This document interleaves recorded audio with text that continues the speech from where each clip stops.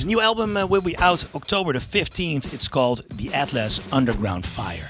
I'm honored to have him here on Radio Veronica. I listened to this man's guitar playing a lot in my lifetime. Welcome, Mr. Tom Morello. Hi, thank you very much for having me. First of all, thank you for your time. And I was wondering, how's the situation at this moment, Corona-wise, in the U.S.? Yeah, well, it's it's a mixed bag right now. There were some. We were locked down for a very long time. There have been some successes where we sort of opened back up, and now it seems like there's a lot of fear and anxiety. I know a number of my friends who are out on tour right now have been sort of rethinking that decision and trying to keep themselves and the crew and the fans safe. So I will say this: that this difficult time did at least allow for me to sort of get involved in some an unexpected musical project, the Atlas Underground Fire. When the world shut down in March of 2020, for me it was the first creative drought of my adult life. From the time I was 17 until March 2020, I'd always been at a manic pace, writing, recording, being involved on the daily with music. Yeah, so it's a cycle, right? You go from exactly. touring to album. And so obviously there were going to be no shows, but for me the additional burden was there was going to be no recorded music. I have a nice studio at my house, but I don't know how to work it. Okay. I don't know how to run the thing. The only knob they let me touch is the volume knob. There's normally an engineer who sits there and does all of that. Yeah. So it didn't look like I was going to be able to record it all. And then inspiration came from a very unlikely source. I read an interview with Kanye West where he was bragging about recording the vocals for a couple of his hit albums onto the voice memo of his phone. I thought, well, if it's good enough for vocals for a Kanye record, maybe I could just jam some riffs into my phone, which is basically what I did. I just put my phone up to the amp, hit the red button on the voice memo and started recording, and then sending these riffs to producers and engineers around the world. Oh, wow. The beginning of the genesis of the Atlas Underground Fire. Wow, and was the sound quality good enough? Yeah, well, that's what I mean. That was the surprising thing. It was fantastic. I mean, this record is 95% of the guitars on this record are recorded into my phone. It made me. I immediately wanted to throw away all my expensive microphones that I have around the studio because it was a sham. But the guitar sounded great, and it also pushed my thinking about writing and recording in different directions too. Because when you're normally in a normal studio setup, you do multiple takes, and you try to sort of. This way, it was just like, it was very intuitive and it was off the cuff. And here's today's riffs, and I'll send those to Bring Me the Horizon. Here's today's riffs. I'll send those to Bruce Springsteen. Here's today's riffs. I'll send those to Refused. And so in that way, it was the process was very spontaneous and super fun. And how did a song start? Did it start from just you jamming on the guitar? Yeah. And did you record that riff with a click track on or something? Or sometimes it would be with a click track. Sometimes I would just randomly pick, a number of beats per minute, 150 beats per minute, and then record maybe 4 or 5 riffs, and then send a riff pack to Protohype or Sama Abdul Hadi or Fantagram. And just go like, here's a bunch of ideas. See which of these you respond to. And it was a very different way of writing, but after a while, I grew to love the process because it made me write and think in a very, very different way that led to a unique album. And I think it's very, very great to open your email and see some new ideas come back on the riff. Yeah, exactly, right? Yeah, especially at a time where, I was literally alone for the recording of this record, and even though but what I was able to do was to forge a collaborative musical community around the world. Like Bring Me the Horizon was in Brazil and the UK, Refused in Sweden, Springsteen in Jersey, Chris Stapleton in Nashville, Sama in Palestine, Mike Posner, between the beginning of recording our song Naraka and the end, he summited Mount Everest. Seriously? So he was seriously. He was recording some of his vocals at 25,000 feet above sea level in Nepal. So even though there was this kind of claustrophobic in some ways that I was in my studio alone, it began this kind of Atlas Underground global community during the course of the last year. Yeah, but I was wondering. You said like I'm not a technical guy. They normally only let me adjust the volume knob. But when I think of Tom Morello, I think of a guy who's always been very busy with guitar effects and with Sure. like all the Rage Against the Machine stuff, the Audioslave stuff, and your solo stuff. It's always like walking ahead of the music sound wise. Yes. Isn't it that you Yeah. are a little bit underestimating yourself? What you No, no, can do? no, no. I mean, I think those two things can coexist. I mean, you may be surprised to hear that I've used the same 5 effects pedals for the last 28 years. You know, Wow. like I've like really, and the same amp, like the same amp that I played on the first Rage record, the first on the lockup record, the record before Rage Against the Machine, Yeah. like was one. Oh my goodness, I'm so sorry. Was is the same record that I used on this album now. It was very much. You're not a great What I like gear is, guy. You're not I like you're to not embrace swimming. limitations. Oh yeah. Embrace limitations in the equipment, then just use my imagination, Yeah. for the creativity. So you're not the kind of guy who opens up this website and then goes like, "I want this pedal. I want this pedal." Oh heavens, I haven't done that ever. No, serious.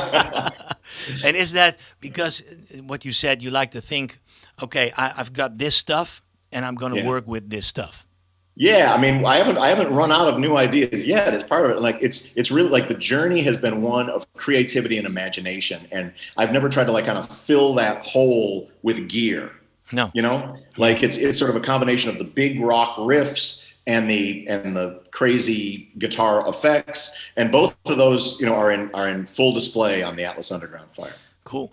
Well, I have this podcast. It's called Gitaarmannen, in which I talk to the greatest guitar players of the Netherlands and now also of the USA and the world.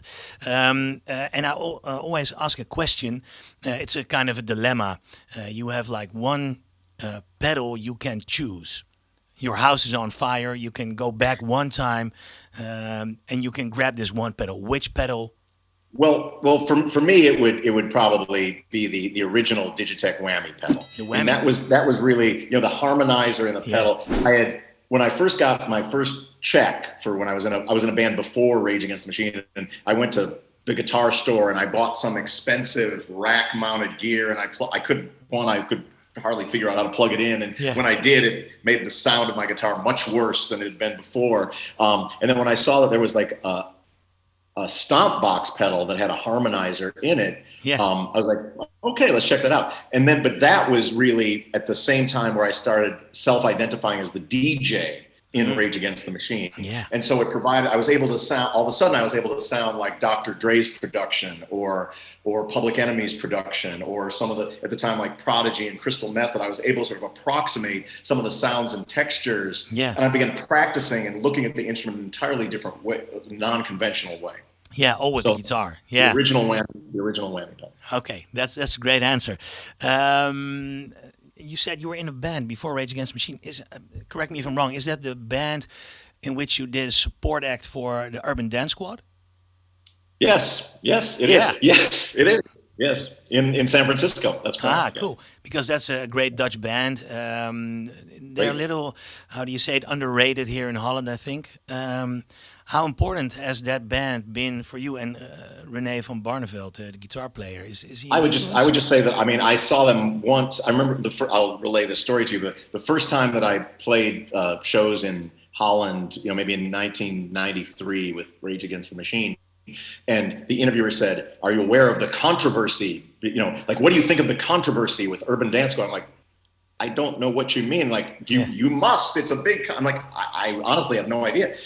And they were like, well, there's accusations that you stole the idea for Rage Against that you played a show with it. And I was like, I kind of had the idea for Rage Against the Machine from Public Enemy and Black Sabbath. That's where I got the idea from it. But it's a great band, and I remember really loving that record, that cassette, and I wish them nothing but the best. Yeah, they're not touring. I think they're having a little argument themselves at the moment. That stuff happens. Let me see, because your new single is a collaboration with the one and only Bruce Springsteen and Eddie Vedder. How did that came about? Yes. Well, Bruce and Eddie and I have a history. It was I played with the E Street Band for 6 years, and I was on tour in Perth, Australia, the home of Bon Scott, the singer of AC/DC, and I was looking to pay my respects at his grave in this Perth graveyard. It's about 11:30 at night. I couldn't find his grave and was looking everywhere. And out of the distance comes a motorbike, like a little light coming out of the darkness. And there's a man sitting on the bike, sort of a heavyset guy. He's wearing like a German army helmet and a T-shirt that says, "I don't give a shit, but if I did, you're the one I'd give it to." And I'm like, that guy is going to know where Bon Scott's grave is. And sure enough, he did. I paid my respects, went back to the hotel. Bruce was sitting in the bar. And I said, "Hey, Bruce, do you think there's a way that AC/DC and the E Street Band might overlap since we're here in Australia?" And he said, "I'll think about it." So we started rehearsing Highway to Hell over the course of the next couple of sound checks. And when we got to Melbourne, Eddie Vedder was on a solo tour through Australia at that time. And he just happened to be at the show. And I knocked on Bruce's door and I said, "We are in Australia where AC/DC is like the king, where the song Highway to Hell is like the unofficial national anthem. We know how to play the song. What if we open the show with Highway to Hell with Eddie Vedder?" And he was like, "That sounds like a good idea." Yeah. So we did it. And the roof came off the place. Yeah. It was as exciting a moment as I've ever been on stage for. And when I was finishing this record, I had a lot of songs with great young artists like, Fantagram and Bring Me the Horizon and Chris Stapleton and Mike Posner and Damian Marley and Femme and Sama Abdul Hadi. But I wanted like a historic moment. And I remembered back to that night. I was like, let's see if we can recreate one of the greatest rock and roll songs of all time with two of rock and roll's greatest singers of all time, Bruce Springsteen and Eddie. Yeah. You said you collaborated with Chris Stapleton, Mike Posner, Bring Me the Horizon, Damian Marley for this new record. It's a very eclectic mix of artists and performers. Is that like significant for the way you look at music in general? Sure. I mean, it's like the other Atlas Underground record in 2018. It's a way of both making a solo record and a collaborative record. Like, I love making solo records because there's a purity of vision. Like, you get to, the guitar and me decide what it is. But I also love being in a band where chemistry, allows you to create things that you never could on your own. The Atlas Underground provides the best of both worlds. Well, my electric guitar kind of leads the charge, and my vision is what the record is. In each song, it takes unexpected twists and turns, and it pushes me as a musician and as an artist, into different areas where I would never imagine being. I mean, for example, like Mike Posner, he was on the top of Everest, when he was recording, music for his, and Sama was in Palestine, like during the Israeli bombing, she was, recording that song there, and And so these experiences, like getting completely sort of outside of myself and hearing what's happening in different parts of the world, really reflected back on my guitar playing. And I would never sort of close a door. I love having a country artist and a Palestinian EDM artist and Bruce Springsteen all on a record that feels to me like very much a cohesive whole, but has this great diversity as well. Cool. And are there any plans for performing this record live at some point? Maybe a live stream, or maybe all together. Yeah, difficult to do with given what the world's like. And I do look forward to playing live again. And we had a big Rage Against the Machine tour set to go. And it's is that being rescheduled? Well, we rescheduled the United States for 2022, so there's U.S. dates in 2022. The most important thing is, keeping the fans and the crew and the band safe. And when it feels like there's a way to do that, to be able to have an experience be one that's joyful and a celebration of resistance and music, and not be doing no harm to anybody. That's really when I think it'll be time to tour. Yeah. Okay. And we don't know when that is. Will that be in 2022 or maybe 23? Oh man, it's tough. Do you miss playing live?